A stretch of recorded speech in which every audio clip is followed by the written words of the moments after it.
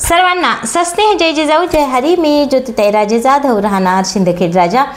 आज सकाळी टीव्हीवर 2 बातम्या बघितल्या. एक बातमी अशी होती की गरबादांडियाच्या काळामध्ये कॉन्डोमची विक्रमी विक्री, आणि दुसरी बातमी अशी होती की गरबादांडियामध्ये मुस्लिम मुलामुलींना प्रवेश नसावा अशी हिंदुत्ववादी संघटनांची मागणी. तर या 2 बातम्यांवरच, या 2 विषयांवरच आजचा हा आपला व्हिडिओ आहे.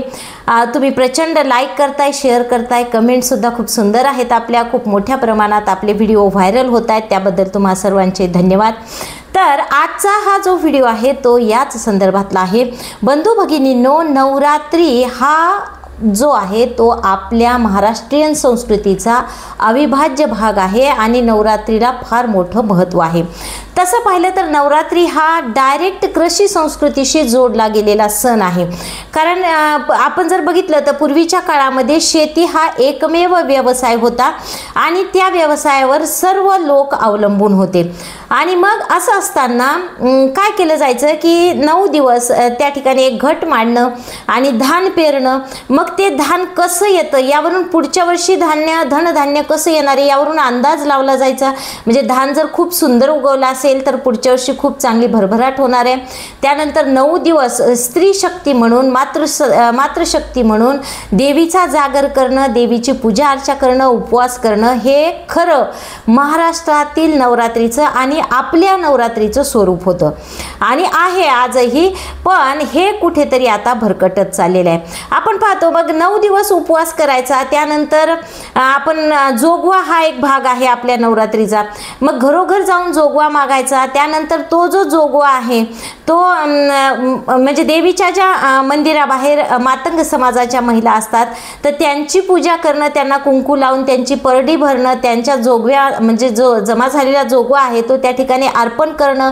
म्हणजे या ठिकाणी जातीयता जी आहे ती कुठेतरी कमी व्हावी का किंवा जातीमध्ये सलोखा राहावा, ह्या सगळ्या गोष्टींचा उद्देश त्यामध्ये असावा. त्यानंतर आपण पाहतो की जागरण गोंधळ म्हणल्यानंतर गोंधळी, संबळ, कवड्याची माळ ह्या सगळ्या गोष्टी म्हणजे आपली नवरात्री.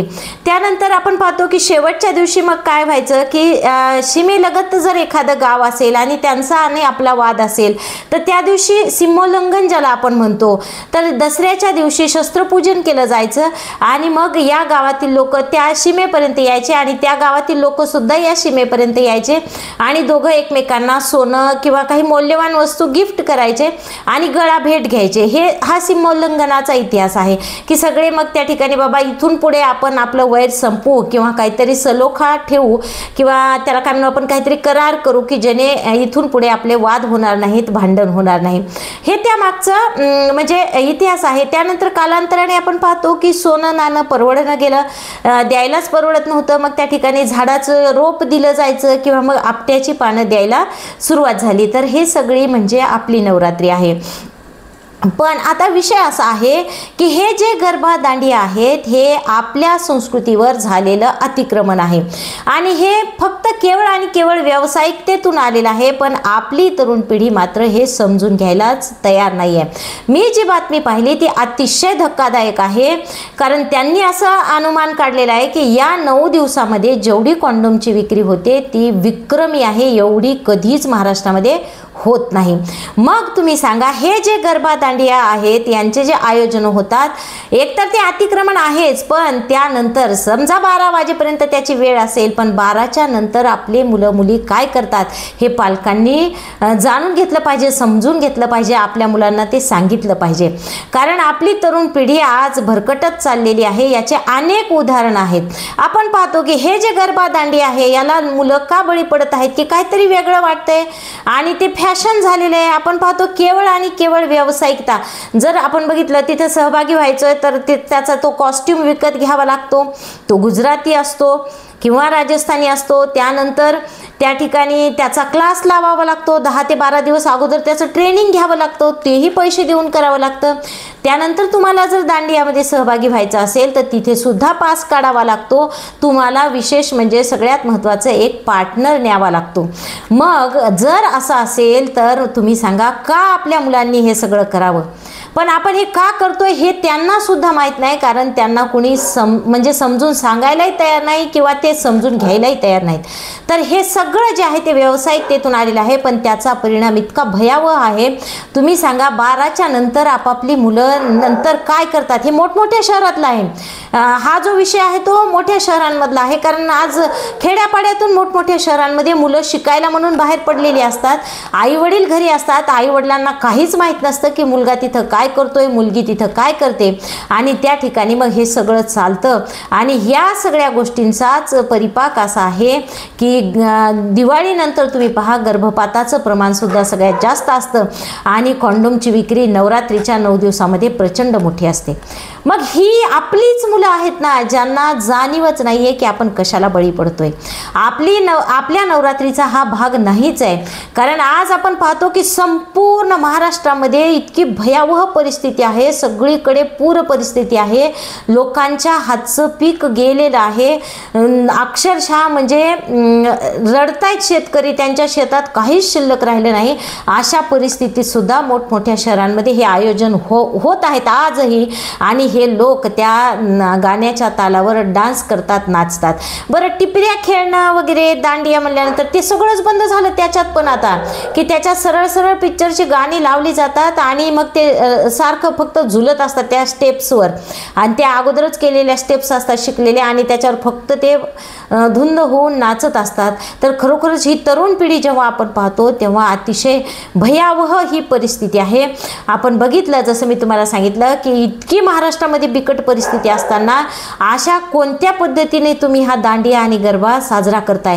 त्यातही मुस्लिम मुलामुलींचे आय कार्ड चेक केले जावात, म्हणजे ज्या ठिकाणी कोण येतंय तर त्यांचे आय कार्ड चेक केले जावेत आणि त्या ठिकाणी मुस्लिम मुलामुलींना प्रवेश असू नये.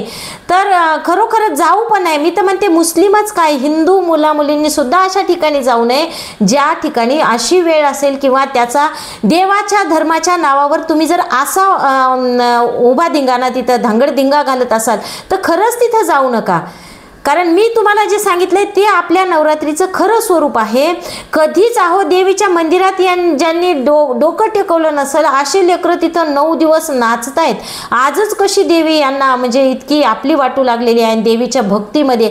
मी सांगते तुम्हाला, याच्यातले अनेक मुलं असे आहेत ज्यांनी कधीच देवीच्या मंदिरात जाऊन डोकं टेकवलं नसेल, कधी दिवा लावला नसेल, किंवा देवीचे ज्याला आपण काय म्हणतो नवरात्रातल्या पोथ्या वगैरे चरित्र जे काय आहे ते यांना काहीच माहीत नसेल. पण त्या ठिकाणी मात्र हे निश्चित जातात आणि त्या गरबामध्ये मोठ्या प्रमाणामध्ये सहभागी होत आहेत आणि नाचत आहेत, गात आहेत, मद्यधुंद होत आहेत यात. आणि मग मुस्लिम असो की हिंदू असो, मी तर म्हणते की कोणत्याच मुलामुलींनी आपल्या त्या ठिकाणी जाऊ नये. कारण ही जी आहे ती परराज्यातून आपल्या संस्कृतीवर झालेलं अतिक्रमण आहे. एवढंच नाही तर ते आपल्या तरुण पिढीसाठी अत्यंत घातक आहे. अशा पद्धतीनं जर त्या ठिकाणी मुलं मुली वागत असतील, आज आपण बघितलं तर गावाकडे आपले आईवडील कोणत्या परिस्थितीत राहतात हे सगळ्या मुलामुलींना माहीत आहे, तरीसुद्धा हा अट्टहास आहे की आपण तिथं गेलं पाहिजे. आता माझे सुद्धा मुलं मुली, माझा मुलगा माझी मुलगी मोठ्या शहरामध्ये आहेत. आम्ही जेव्हा बोलतो, मी तिला माझ्या मुलीला बोलले काल, तर ती म्हणे आई दे कॉल्ड अस ऑर्थोडॉक्स की आप गवार हो, तुम्ही खेडूत आहात, तुम्ही ऑर्थोडॉक्स आहात असं म्हणलं जातं. पण मी तरी माझ्या मुलांना समजावून सांगितलेलं आहे की बाळांनो, हे जे आहे ते आपल्यासाठी काय असणं म्हणजे ऑर्थोडॉक्स आहे आणि काय असणं म्हणजे सिव्हिलाइज्ड आहे, किंवा आपण कसं असणं, ती वैचारिकता असणं किंवा ते विचार आपल्या म्हणजे कॅरेक्टरमध्ये असणं, आपण जे वागतो बोलतो त्यामधून आपण कशी पर्सनॅलिटी आहे हे आपल्या लोकांना दाखवता येते. केवळ गरबामध्ये नाचल्याने तुम्ही किती पुढारलेले आहात, तुम्ही किती सिव्हिलाइज्ड आहात हे सिद्ध होत नसतं. मग प्रत्येक पालकांची जबाबदारी आहे की आपली मुलं, कारण तिथं नाचणारे कोण आहेत, ते काय गुजरातहून थोडे आलेले आहेत. आज जी मुलं मुली गर्दी करतायत त्या ठिकाणी ते काय गुजरातहून आलेले नाहीत, ते आपलेच लेकरं आहेत. पण प्रत्येक पालकांनी आव्हान केलं पाहिजे आपल्या लेकरांना की निदान तुम्ही तुम्ही त्या ठिकाणी जाताय तर का जाताय, कशासाठी जाताय, ही आपली संस्कृती नाही. किंवा त्या ठिकाणी संस्कृतीच्या नावावर, धर्माच्या नावावर, देवीच्या नावावर कशा पद्धतीने गैर गोष्टी चाललेल्या आहेत, कशा चुकीच्या गोष्टी चाललेल्या आहेत, हे प्रत्येक पालकाने आपापल्या मुलांना समजून सांगितलं पाहिजे. आणि खरं तर आपला इतिहास नवरात्रीचा, आपलं जे नवरात्र उत्सव आहे त्याचं ज्याला काय म्हणू आपण की प्रतीक म्हणा, त्याची उपासना म्हणा, त्या सगळ्या गोष्टी, त्याचं स्वरूप म्हणा, हे स्वतः समजून घेतलं पाहिजे. आज पालकांनाच माहीत नाही तर ते काय सांगतील स्वतःच्या मुलांना. त्यामुळे अगोदर हे स्वतः समजून घेतलं पाहिजे आणि त्यानंतर ते आपल्या मुलांना सांगितलं पाहिजे. यातून कुठल्याच राज्याच्या, कारण दांडिया ही त्यांची संस्कृती आहे, लोककला सगळ्याच प्रिय आहेत. मला सुद्धा स्वतःला लोककला जपल्या पाहिजे आपण. पण मला या ठिकाणी कुठल्याही लोककलेवर बोट दाखवायचं नाही आहे किंवा मला या ठिकाणी गुजरात, दांडिया किंवा ते गरबा याविषयी माझं काहीही दुमत नाही, माझं वैयक्तिक काही वैर नाही या गोष्टीशी. पण तुम्ही देवा धर्माच्या नावावर, देवीच्या नावावर नवरात्रीमध्ये हे जे करताय हे अत्यंत चुकीचं आहे. ती लिंक मिळाली तर नक्की बघा. ABP माझाची ती बातमी आहे. तशी तर ती अनेक चॅनलला आहे की नवरात्रीच्या काळामध्ये कॉन्डोमची विक्रमी विक्री अशी ती बातमी आहे. तर तुम्ही जर ती मिळाली तर निश्चित बघा आणि आता तरी जागे व्हा, इतरांना जागं करा. या ठिकाणी थांबूयात. आवडल्यास नक्की लाईक करा, शेअर करा, कमेंट्स करा. या ठिकाणी थांबूयात. धन्यवाद. जय जिजाऊ, जय शिवराय.